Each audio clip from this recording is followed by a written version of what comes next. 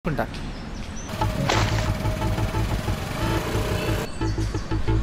Help చేయరా.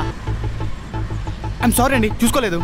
నీ అబ్బా కళ్ళు దొబ్బాయా, చూసుకోకర్లేదా? లేదండి, ఛాయలో ఏదో పడింది, ఇసిరేసినప్పుడు కరెక్ట్ మీరు వచ్చారు. ఏదవ రీజన్స్ ఎవరికి కావాలరా?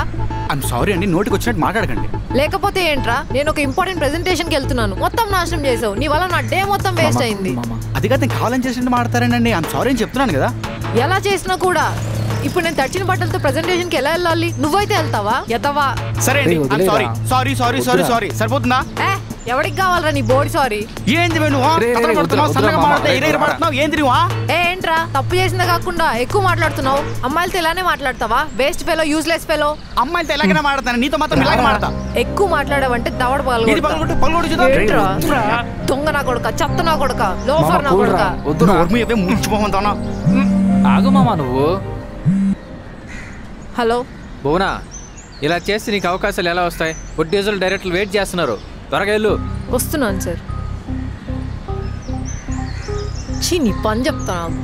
చూసావా అది? చూసావా? మామా వదిలే. ఎంత పొగర్రా దానికి. నువ్వు మళ్ళీ దొరుకురు, నీ సంగతి చెప్తా.